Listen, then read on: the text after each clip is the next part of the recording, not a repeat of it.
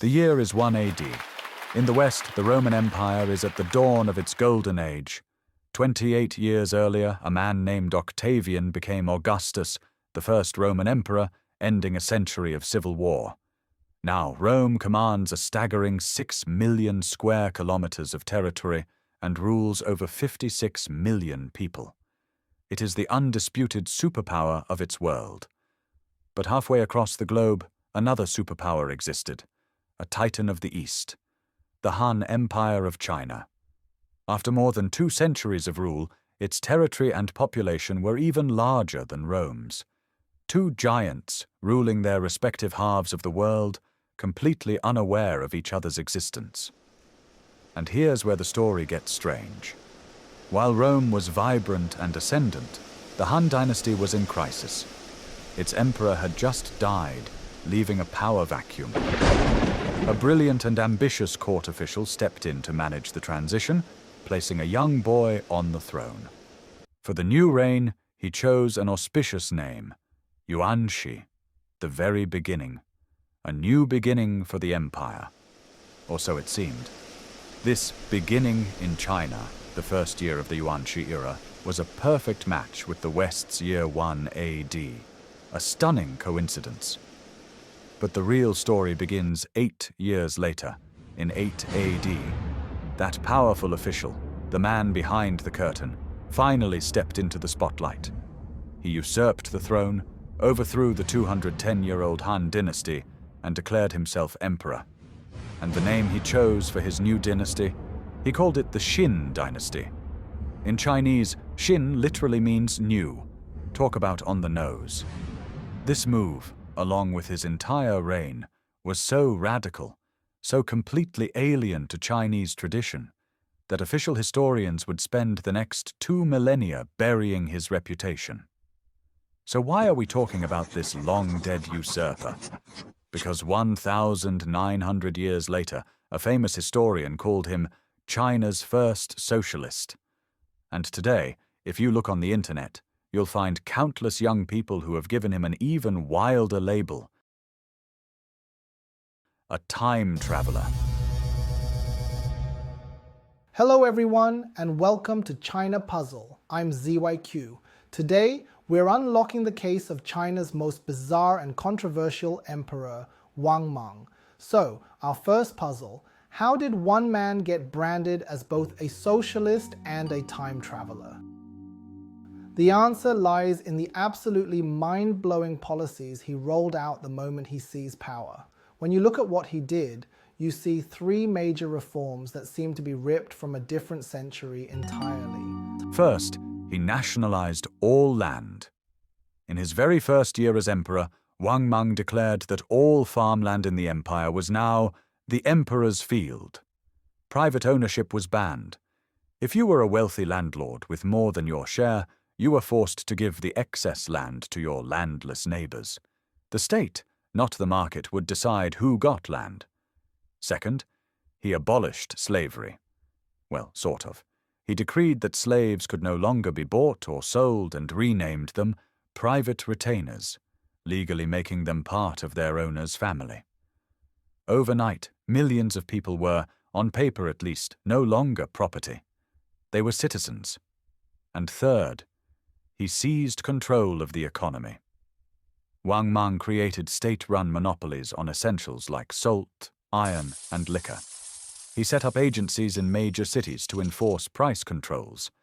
He established what might be the world's first state-backed loan system, offering low-interest business loans and even emergency cash for funerals. And he introduced an income tax for artisans and professionals. A state-run economy, land redistribution, the abolition of human property. Does any of that sound like it belongs in the year 9 AD? But wait, the rabbit hole gets deeper. The evidence that fuels the time traveler theory goes beyond just his policies.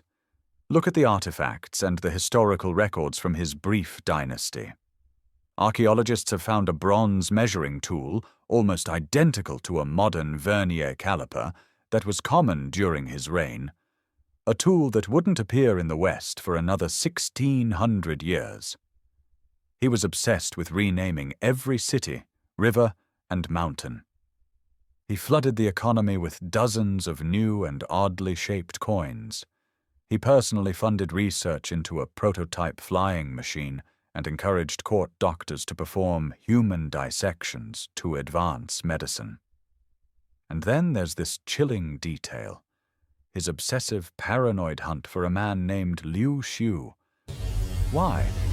Because, as fate would have it, it was that very same Liu Xiu who would eventually lead the rebellion that destroyed Wang Mang and restore the Han Dynasty. It's almost as if he knew who his enemy would be. So, this brings us to the million-dollar question. Was Wang Mang really a time traveler armed with a 21st century political science textbook? Was he, as the historian Hu Shi claimed, a socialist emperor born 1900 years ahead of his time?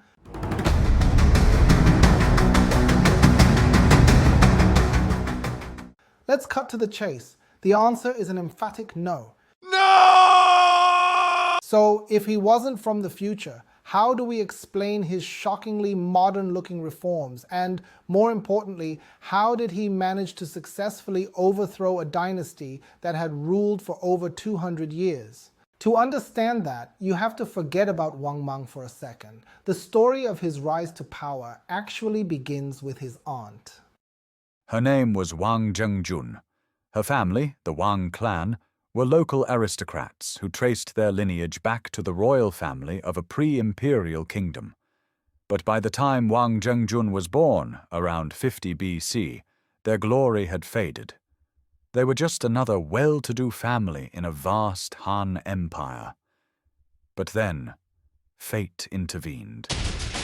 As a young woman, she was sent to the palace as a lady-in-waiting, the lowest rung on the courtly ladder. Through an unbelievable series of lucky breaks, she was chosen to be the wife of the crown prince. A year later, she gave birth to a son, the emperor's only grandson. And with that, she hit the political jackpot. When the old emperor died, her husband became Emperor Yuan, and she became the empress. When her husband died, her son became Emperor Cheng, and she became the most powerful woman in the empire, the Empress Dowager. Her family's fortunes skyrocketed. Her brothers were all made powerful generals and marquises.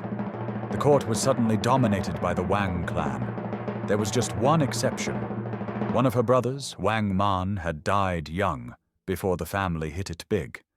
And Wang Mang was his only surviving son. Now, it would be wrong to say Wang Mang had a tough childhood. He was born into the empress's family, after all. He never had to worry about where his next meal was coming from. But the history books describe him as isolated and poor. How can that be? Well, you have to understand it's all relative. His father was dead. He had no title to inherit, while his uncles and cousins were living lives of unimaginable luxury, throwing lavish parties and accumulating vast power. He was the quiet, bookish nephew in the corner, the poor cousin in a family of billionaires. That kind of isolation breeds a special kind of ambition. Now, the popular story is that Wang Mang's big break came when he won the affection of his powerful uncle, the commander of the armed forces. The story goes that as his uncle lay dying, Wang Mang nursed him personally, never leaving his side, never even changing his clothes. His uncle was supposedly so moved that on his deathbed, he begged the Empress Dowager Wang Zhengjun to take care of their humble, loyal nephew. And from there, Wang Mang's career took off. It's a nice story, but it's almost certainly a lie. Think about it. His aunt and uncle were not sentimental fools. They were apex political predators who had spent decades navigating the cutthroat world of the imperial court. This was a family that consolidated power, exiled rivals, and ordered executions without blinking. Do you really think these master players of the great game would hand the keys to the kingdom to a young man simply because he was a good nurse?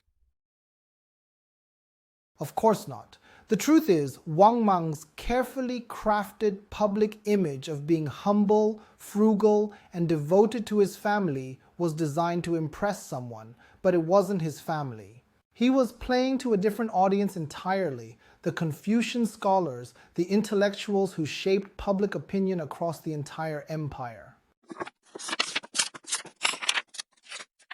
Now, you might remember from history class that a few centuries earlier, the great Emperor Wu of Han had made Confucianism the official state ideology. But here's the thing the textbooks often leave out. While the Han emperors preached Confucian virtues, they ruled with an iron fist, using a much more ruthless, practical philosophy known as legalism. There's a fantastic story that perfectly illustrates this clash. The Empress Dowager's husband, Emperor Yuan, once gently suggested to his own father, the reigning emperor, that he should rule with more Confucian benevolence and less harsh punishment. His father, Emperor Zhuan, exploded in anger. He reportedly yelled, "The House of Han has its own system. We mix the way of the king with the way of the tyrant. How can you suggest we rely only on moral teaching like the ancient dynasties? These so-called Confucian scholars are clueless idealists who don't understand the real world. They praise the past and criticize the present, and can't even tell the difference between a name and a reality. They are not fit to govern." He finished by saying, "The one who will bring ruin to my dynasty is the crown prince." You see, the emperors themselves knew they were only paying lip service to Confucianism, and the scholars knew it too. They felt betrayed.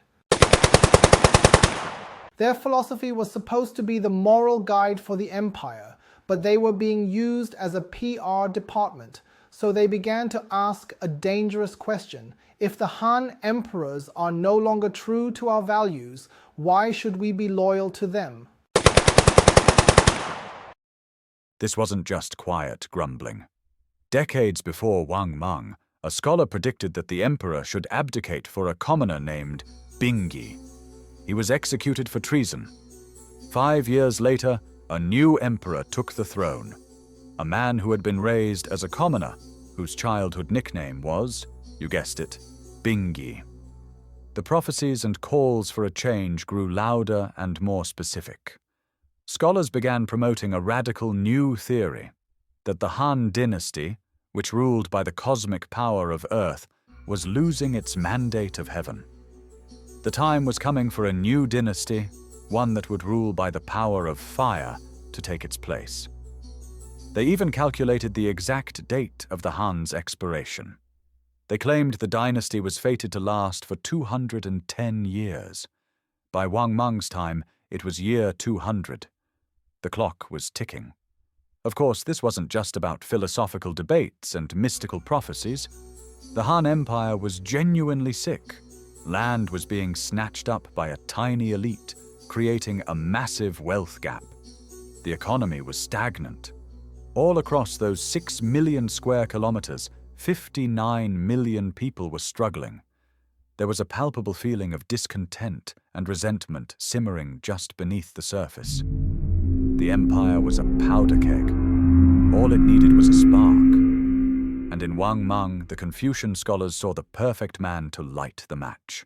So, against this backdrop of political decay and public discontent, a young man in his 20s steps onto the public stage, and his life story is the perfect political advertisement.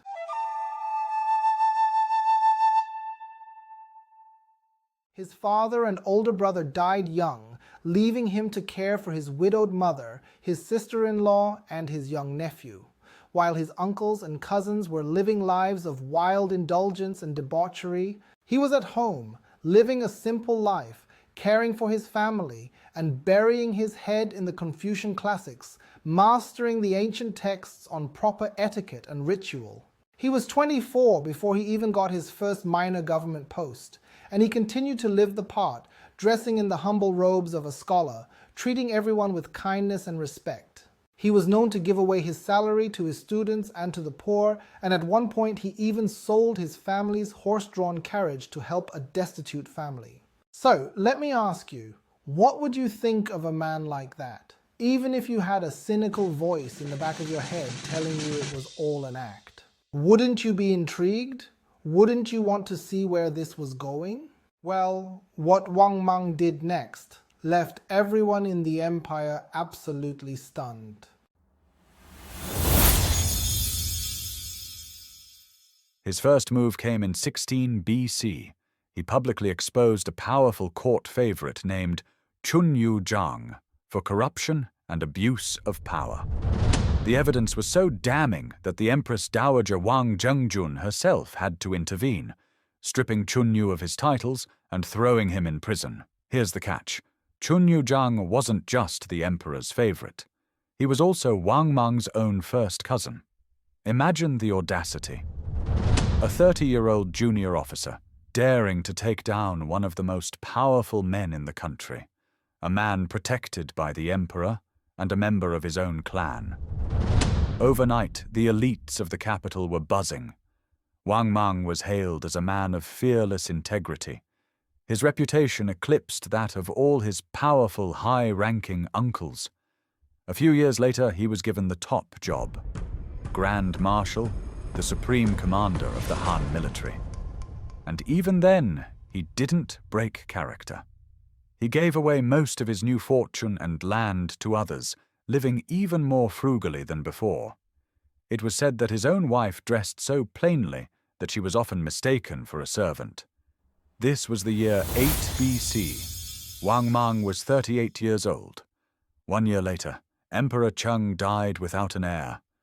The throne passed to his nephew, who became Emperor Ai. And just like that, the political winds shifted. Emperor Ai's family, the Fu and Ding clans, seized power. Wang Mang, the celebrated Grand Marshal, was forced out of his position and sent into exile in his remote fiefdom. While living in forced retirement, a crisis struck. His middle son, in a fit of rage, murdered a household servant. In an era where the life of a servant was worth little, most nobles would have swept it under the rug. But what did Wang Mang do? He did the unthinkable. He publicly condemned his own son and forced him to commit suicide. At that point, any remaining doubts about him vanished. In the eyes of the scholars and the common people, this was no performance. This was proof. Wang Mang was a living saint, a man of such unshakable principle that he would sacrifice his own child for the sake of justice. From his exile, a nationwide campaign began. Petitions and letters demanding his return to government flooded the capital. The new emperor hated him, but the public pressure was too immense to ignore. Wang Mang was recalled to the capital. And then, the script of history played out as it so often does. The young Emperor Ai died. The moment he was gone, Wang Mang's aunt, now the Grand Empress Dowager Wang Zhengjun, struck with lightning speed. She seized the imperial seal, expelled the emperor's favorites, forced the empress to commit suicide, and completely purged her family's rivals from the court. She then placed her 9-year-old grandson on the throne as Emperor Ping, and Wang Mang, he was reinstated as Grand Marshal, more powerful than ever before. This brings us back to where we started, the year 1 AD, the first year of the Yuanqi, the New Beginning era. The court officials, now all his allies, submitted a memorial to the throne. The Han Empire, they argued, could not survive without the Grand Marshal. They demanded he be promoted from a marquis to the title of Duke who pacifies the Han. And what could Wang Mang do? He put on a masterclass in political theater. He firmly, absolutely, and repeatedly refused the honor. After a grand public spectacle of back and forth, the humble Grand Marshal finally, reluctantly, agreed to accept the title. But he flatly refused the vast lands and income that came with it. Instead, he donated a huge sum of his own money and land to the public treasury. When the country was hit by a devastating drought and locust plague, he led the relief efforts, inspiring 230 other officials to donate their own property to help the refugees. He even had 1,000 housing units built for them in the capital. And so, it was as if everyone was witnessing the same epic scene. In the long, dark night of the dying Han Dynasty, amidst a sea of hopelessness, a high official named Chen Chong stood before the court and declared,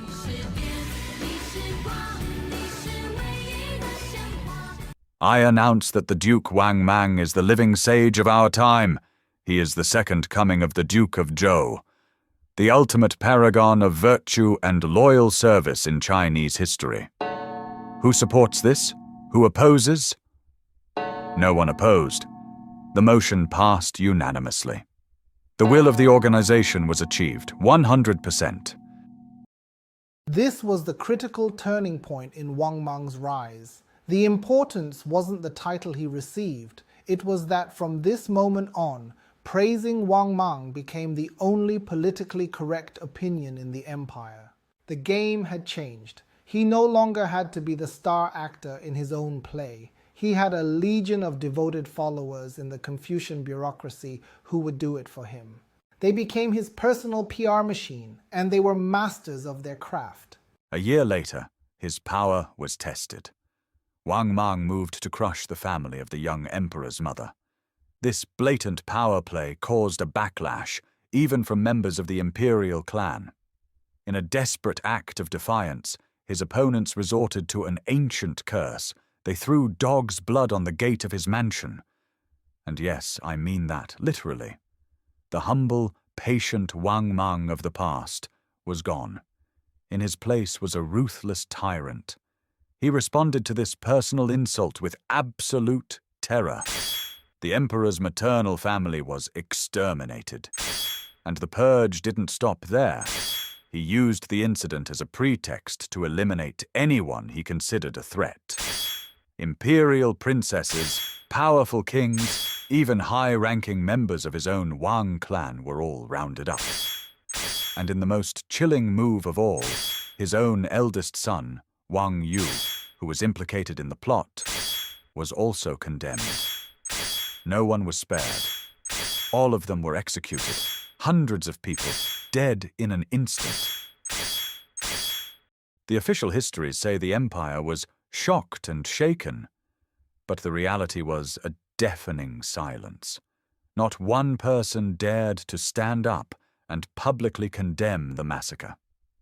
When the Grand Empress Dowager Wang Zhengjun, his own aunt, requested to attend the funeral of her executed niece, Wang Mang flatly refused her. After all, the cup of poison that had killed the princess had been sent in the Empress Dowager's name, on Wang Mang's orders. Do you think she didn't know what was really going on? But she too remained silent. Wang Mang was no longer the little nephew she had promoted. He was her master. The truth of the massacre was quietly buried. Instead, a new official story was written. Court officials drafted 8 volumes of admonitions, celebrating Wang Mang's great righteousness in sacrificing his own family for the good of the state. These propaganda texts were then distributed across the empire and made required reading for anyone who wanted to hold a government job. Before the stench of blood had even faded, the sycophants were already using it to dye the robes of their new saint. For anyone familiar with Chinese history, what happens next is almost a predictable checklist, but it's worth going through the steps, because Wang Mang literally wrote the playbook for every ambitious usurper who came after him. He was the first to seize the throne in such a methodical, publicly documented way, and his methods became the template. The year after he killed his son, Wang Mang launched a massive public works program. He rebuilt ancient ceremonial halls and universities dedicated to Confucian learning. He built 10,000 new homes in the capital, all given to Confucian scholars he had summoned from across the empire. It was a massive investment in the intellectual class, and the scholars repaid him in kind. they petitioned the court to grant him a new, unprecedented title, the acting regent. This wasn't just any title. It combined the names of the two greatest sage regents in Chinese history, the Duke of Zhou and Yi Yin. The message was clear. Wang Mang wasn't just like these ancient saints. He possessed the virtues of both. He was something more. They also declared that his rank should be above all feudal kings and princes. Think about what that means. He was now officially more noble than anyone with the imperial surname of Liu, second only to the boy emperor himself. The final act was about to begin. The following year, the imperial palace was flooded with a tidal wave of letters and petitions from the people. These letters came from everyone: common citizens, powerful nobles, even members of the imperial family. They all had two messages. First, they criticized the court for not rewarding the great Saint Wang Mang enough.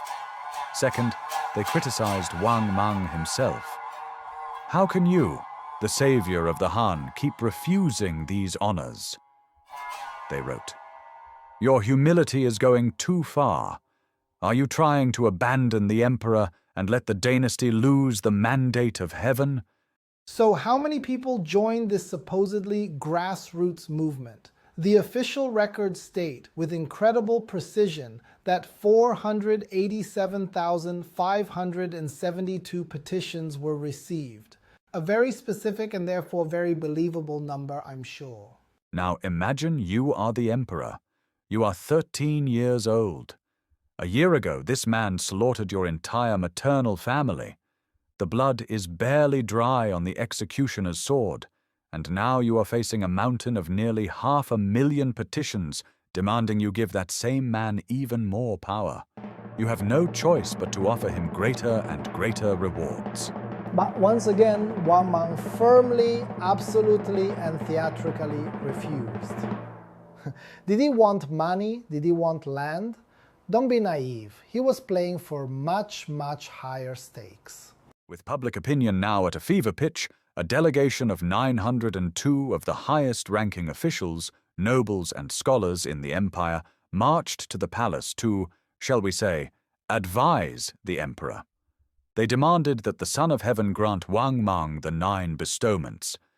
Now, the 9 bestowments is a term you need to know. In the Confucian classics, these are the 9 ultimate symbols of honor a sovereign can give to a subject for legendary, world-altering achievements. Think of it like this. Imagine one person winning the Medal of Honor for military valor, the Presidential Medal of Freedom for civic leadership, a Nobel Prize for advancing society, and a Lifetime Achievement Award for cultural contributions, all at the same time. Normally, a ruler would grant one of these for a specific great deed, but to grant all 9 at once, that was a theoretical honor reserved for a once-in-a-millennium genius who had mastered every single aspect of governance, from military command and economic policy to cultural and moral leadership.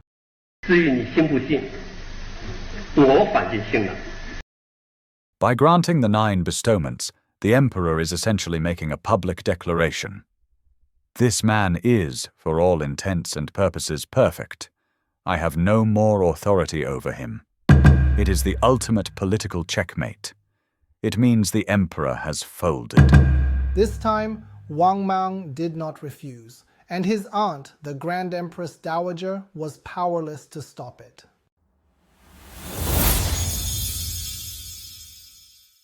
A few months later, on July 1st, 5 AD, in a ceremony of unimaginable grandeur, Wang Mang accepted the 9 bestowments. Everyone in the empire now knew exactly where the wheels of destiny were heading. And here's another one of those chilling coincidences. Almost exactly 1 year earlier in Rome, on June 26th, 4 AD, the Emperor Augustus officially adopted his stepson Tiberius, granting him tribunician power. This was the clear and unmistakable signal to the entire Roman world that Tiberius was not just his heir, but his co-ruler. At the same time, Tiberius adopted his own nephew, the popular general Germanicus, creating a chain of succession.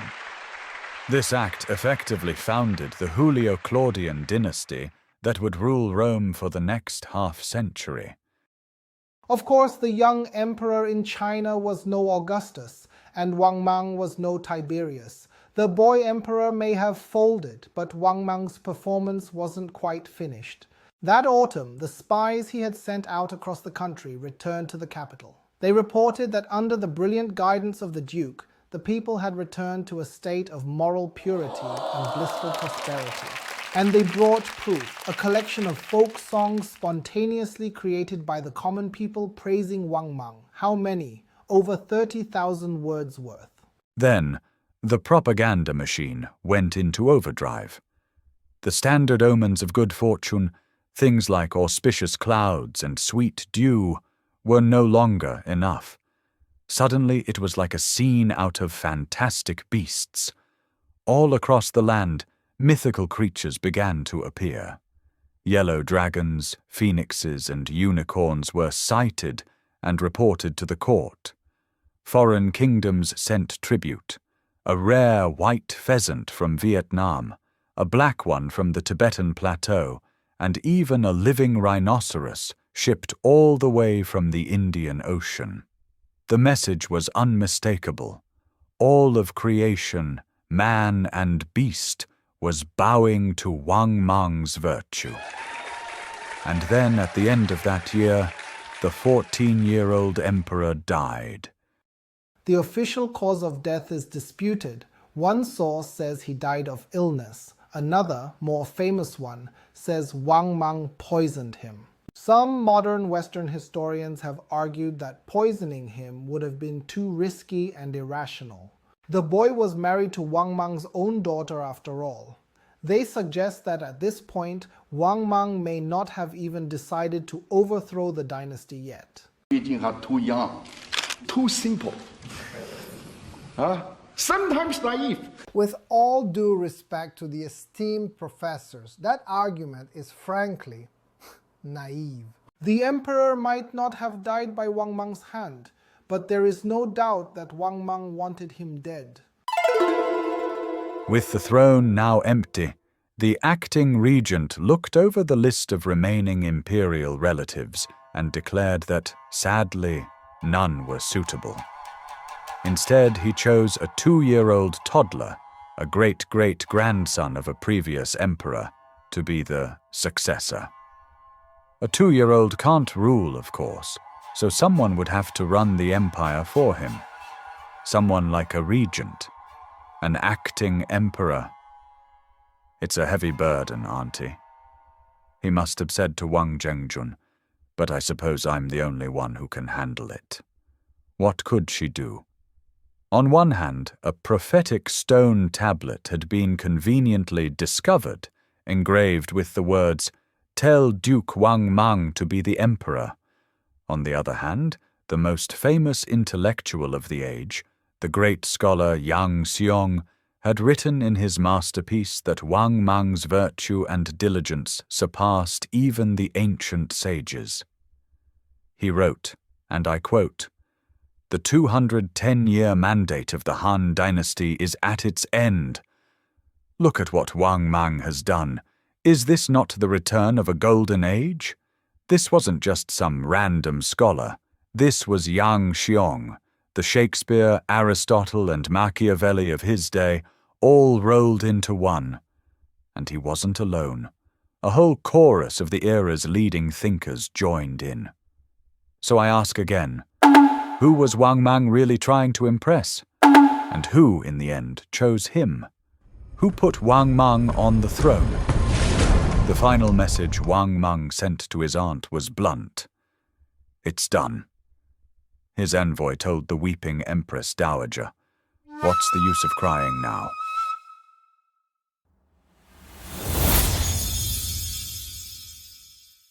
Three years later, after a few more carefully staged formalities, in January of the year 9 AD, Wang Mang forced his elderly aunt to hand over imperial seal of the Han Dynasty.